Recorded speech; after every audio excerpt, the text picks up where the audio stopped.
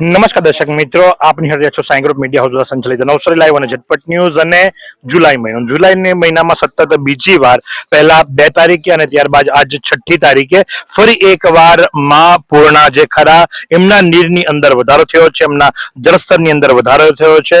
ખાસ કરીને ઉપરવાસમાં પડેલા ભારે વરસાદના કારણે અને જે કેચમેન્ટ વિસ્તારો છે પૂર્ણા નદીને જોડીને આવેલા એ વિસ્તારોને લઈ અને હંમેશાના માટે નવસારી નગરી જે ખરું એ હેરાન પરેશાન થતું આવ્યું છે. આજ સુધીનો રેકોર્ડ તમે જુઓ તો પ્રતિવર્ષ એકવાર રેલ આવે જ છે અને જેના કારણે લઈ આ વખતે સતત બીજી વખત જુલાઈ મહિનાની અંદર 2 તારીખ બાદ આજે પાછા જળસ્તરની અંદર વધારો થયો છે. ખાસ કરીને જો વાત કરીએ તો હાલ અમે બંદર રોડ ખાતે આવી પહોંચ્યા છે અને બંદર રોડ ખાતે જે નદીને લાગીને આવેલો પટ છે એ વિસ્તારની અંદરથી હું કેમેરા પર્સન કૃષાંકને વિનંતી કરીશ કે આપ દ્રશ્યો બતાવો. આજે કપડાનો ઢગલો દેખાઈ રહ્યો છે, ત્યાંથી સતત પાણી આ બાજુ આવી રહ્યું છે, એટલે કે પૂર્ણા નદીમાંથી જે જળસ્તર વધ્યા છે એના કારણે લઈ અને પાણી જે ખરું એ આ બાજુ તરફ આવી રહ્યું છે. આ જ પાણીની સપાટીની અંદર વધારો થશે.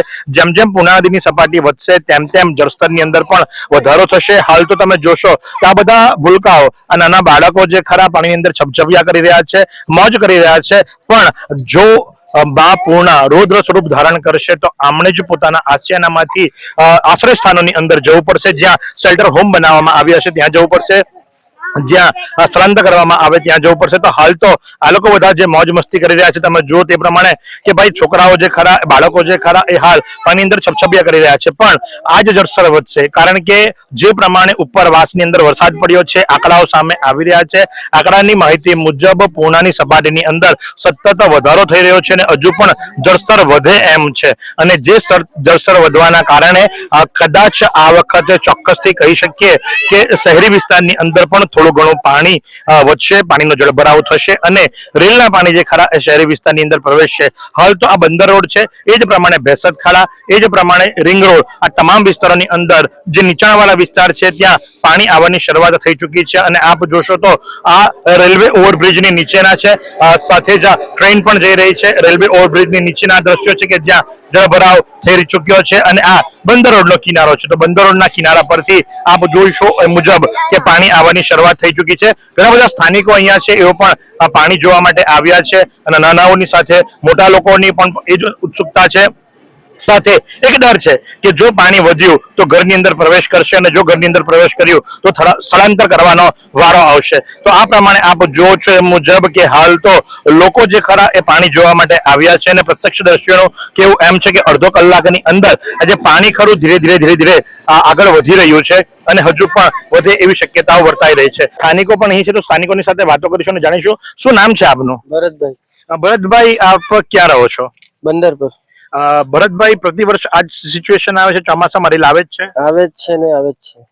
તો કઈ રીતે તમારું તમે ગુજરાન કરો છો જ્યારે પાણી વધે છે, તમારા ઘરોની અંદર પાણી આવે છે, તો ત્યારે સરકાર તરફથી શું સહાયતા કરવામાં આવે છે, શું મદદ કરવામાં આવે છે? કારણ કે સરકાર જે છે બુમરાણ માણે છે કે અમે કેશડોલ આપીએ છીએ. શું આપે છે કેશડોલની અંદર? કેશડોલમાં તો કઈ નહીં આપે છે, રાશન કાર્ડ, આધાર કાર્ડ લઈને અમને ત્યાં બોલાવે છે. એ લોકો જે જગ્યા પર કે છે તે જગ્યા પર જાય છે. અમે પછી એ લોકોની જે નીતિ પ્રમાણે જે પૈસા એ લોકો ત્યાંથી નોંધાયેલા એ પ્રમાણે આપે છે. ગયા વર્ષે પણ રેલ આવી હતી. ગયા વર્ષે કેટલા રૂપિયા મળ્યા હતા એક ઘર દીઠ? એનું તો હવે બહુ ખાસ એની પણ ઓછા જ પૈસા મળેલા. સાથે જ કેટલું નુકસાન થાય, કારણ કે જયારે ઘરની અંદર પાણી પ્રવેશે તો ત્યારે ઘરની ઘરવખરીને કેટલું નુકસાન થાય, રહેવા માટે ક્યાં જવું પડે, ત્યાં કેવી સુવિધા હોય અને બાળકોને કેવી રીતે સાચવવા પડે? એ તો બધા પોતપોતાના ઘરેથી અમે નીકળી જ જાય છે અને સ્ટેશન પર જે કોઈ સ્કૂલમાં સુવિધા આપે ત્યાં આગળ રહીએ છીએ. પ્લસ આ તે જમવાની વસ્તુ આમ તેમ બધા જે કોઈ ધાર્મિક માણસ હોય તો આપે તે રીતનો બધા. તમે જો એ મુજબ કે પ્રતિ વર્ષની આ જ સિચ્યુએશન. તમારા ઉંમર કેટલી થઈ, કેટલા વર્ષથી આપને? 48. 48 વર્ષથી આપ બંદર રોડ પર જ રહો છો? 48 વર્ષ રેલ આવી છે. સૌથી મોટી રેલની કંઈક તમારી યાદગીરી કંઈક તમને યાદ હોય એવું કે સૌથી ભયાનક રેલ, સૌથી મોટી રેલ? તે તો 2004 માં આવેલી છે. કેટલું પાણી હતું ત્યારે બંદર રોડ પર? બહુ જબરજસ્ત આવેલું. આખું ઘર ડૂબી ગયેલું? ડૂબી ગયેલું. કેટલું નુકસાન થયેલું? નુકસાનમાં તો જે કઈ બધું અમારે તો સામાન્ય માણસ એટલે એટલું બધું કઈ સામાન અમારે જે કઈ ઓધવા પાઠરવાનું બધું પાછા પાણી બધું ગલાઈ ગયેલું. આજ સુધી સરકારે કોઈ દિવસ પાણી નહીં આવે એવી કોઈ તૈયારી બતાવી? એવું તો 48 વર્ષના વ્યક્તિ છે, પ્રતિવર્ષ રેલનો સામનો કરે છે. સરકાર નવી નવી ટેકનોલોજીની વાત કરે છે. કોઈ પણ દિવસ નવસારીમાં પડેલા વરસાદના કારણે રેલ નથી આવી. રેલ જે આવે છે ઉપરવાસમાં પડેલા વરસાદના કારણે આવે છે અને જેની સીધી અસર આ આમ જનતાની ઉપર થાય છે. તો મૂળ કહેવાનો ભાવાર્થ છે કે કોઈક પ્રોટેક્શન વોલ બનાવવામાં આવે, નદીઓના પટ ઊંડા કરવામાં આવે, નદીઓની પાળીને થોડી મોટી મજબૂત બનાવવામાં આવે કે જેથી કરીને આજે પાણી પ્રવેશે છે. કારણ કે જ્યારે પાણી પ્રવેશે છે ત્યારે કોઈનો એડ્રેસ પૂછીને નથી પ્રવેશતી, એ સીધું જ પ્રવેશ કરે છે અને તમામને અંદર પોતાની અંદર સમાવી લે છે. તો એ જ પ્રમાણે આપ જોશો એ મુજબ કે પાણી જે ખરું એ વધતું રહ્યું છે અને વધી જ રહ્યું છે અને આ પ્રમાણે જળની સપાટી તમે જોશો તો એની અંદર થોડો વધારો થયો છે અને હવે તો ઉપરવાસમાં જો વરસાદ બંધ થાય તો એના 5 કલાક પછીથી જળસ્તર ઉતરવાની તૈયારી નવસારીમાં થશે. કારણ કે ઉપરવાસમાં જે વરસાદ પડે એ વરસાદ વહીને નવસારી સુધી આવતા 4 થી 5 કલાક લાગે છે.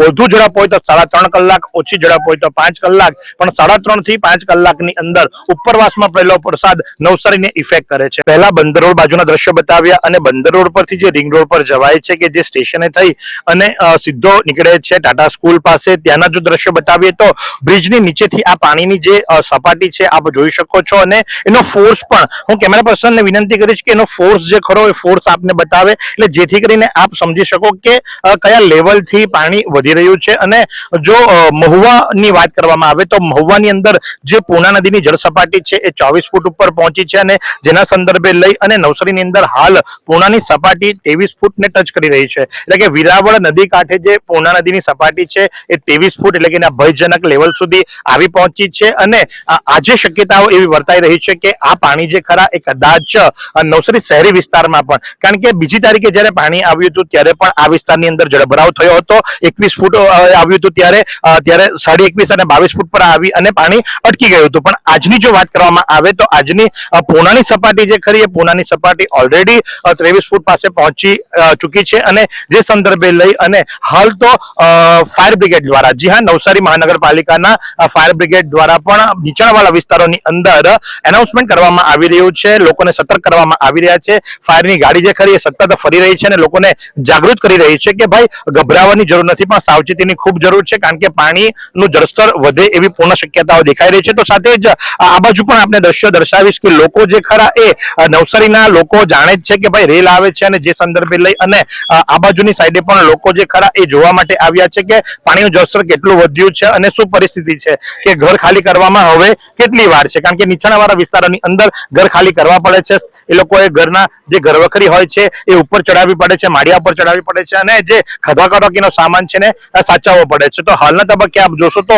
લોકના ટોળા જે ખરા એ જળસ્તર જોવા માટે આવી રહ્યા છે અને આ વિસ્તાર છે રિંગ રોડનો, જી હા, રિંગ રોડનો વિસ્તાર છે અને જે ખાલા ખાબોચિયા છે એ જલ્દીથી ભરાઈ રહ્યા છે. અત્યારે પાણીનું જળસ્તર તમને ઓછું લાગે છે એનું કારણ કે પટ્ટો જે ખરો એ ખૂબ પહોળો છે એટલે પાણી સ્પ્રેડ થાય છે, પાણી ફેલાય છે અને જેના કારણે લઈ અને તાત્કાલિક અસરથી ઊંચે નથી આવતું. પણ આ બધા ખાડાઓ પુરાઈ જશે એટલે સીધું જળસ્તર જે ખરું એ ખૂબ ઉપર આવી જશે અને જેથી કરીને સ્પષ્ટપણે આપ એ પાણીને જોઈ શકશો. તો હાલ તો ફરી એકવાર આપને દર્શાવી દઈએ કે કઈ સ્પીડથી કઈ ગતિથી પાણીનું લેવલ જે ખરું એ વધી રહ્યું છે. ફરી એકવાર હું કેમેરા પર્સનને વિનંતી કરીશ કે આ તો કોઈ નદીનો પ્રવાહ નથી, પણ આ ખાડીઓ છે અને ખાડીની અંદર આપ જોશો તો જે સ્પીડથી જે પાણી જઈ રહ્યું છે આપને સ્પષ્ટપણે દેખાઈ શકશે. છે વસાહત, જી હા, આ સરકારી વસાહત છે અને વસાહતની અંદરની જે પરિસ્થિતિ જુઓ તમે તો તમામ લોકોને અહીં સ્થળાંતરિત કરવામાં આવ્યા હતા. એ લોકોને ઘર આપવામાં આવ્યા હતા અને દર ચોમાસાની અંદર સૌથી પહેલી ખરાબ હાલત જો કોઈની થાય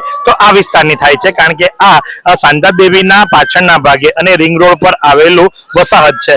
તો આ વસાહતની પરિસ્થિતિ આપ જુઓ કે કેટલી સ્પીડથી પાણી અહીં આવી રહ્યું છે, કેટલી સ્પીડથી પાણીનો પ્રવેશ થઈ રહ્યો છે અને આ પાણી વધશે. આ જેમ જેમ પાણી વધશે એમ આ પાણી સીધું સાંધા દેવી ઉપર જશે.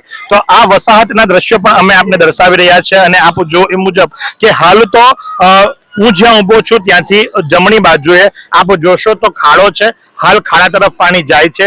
એ જેવો ખાડો ભરાશે એટલે ડાબી બાજુએ જે લોકો ઊભા છે એ લોકો બાજુ પાણી જશે અને એમના ઘરોની અંદર એટલે કે જે ગ્રાઉન્ડ ફ્લોર પર રહે છે એમના ઘરોની અંદર પાણી ભરાવાની શરૂઆત થઈ જશે. અને હાલ આજે દ્રશ્યો આપ જુઓ છો અને જે પાણી સ્પીડથી આવી રહ્યું છે એ પરથી આપને માલુમ પડશે કે પાણી વધવાની ગતિ કઈ રીતે ચાલી રહી છે, કઈ રીતે પાણીનો જળભરાવ થઈ રહ્યો છે. તો આ વિસ્તાર જે ખરો એ વસાહત વિસ્તારનો છે, એટલે કે શાંતાદેવી રોડના છેવાડે અને ઓવરબ્રિજની પાસે આવેલું આ વસાહત અને વસાહતની પાસેના દ્રશ્યો. અને આપ જો તો હાલ તો બાળકો મોજ કરી રહ્યા છે, મસ્તી કરી રહ્યા છે, પણ એ મોજ મસ્તીમાંથી બાળકોને વહેલી તકે ખસેડી લેવા પડશે, કારણ કે નહીં ખસેડીએ તો બાળકો પણ પાણીની અંદર ગરકાવ થઈ જાય એવી પરિસ્થિતિ છે. તમે સામે જ જોશો તો એક નાની સરખી બેન પોતાની નાની બેનને એની માને આપી રહી છે અને એની માં પણ તમે જુઓ તો હાલ તો એક પથ્થરની ઉપર બેઠી છે, પણ એને પણ ખબર છે કે જેવું પાણી વધશે એટલે એને પથ્થર પરથી ઊભું થઈ અને ઘરે જતું રહેવું પડશે, કારણ કે આ પાણીનું સ્પીડ, આ પાણીનો પ્રવાહ આપ જોઈ શકો છો.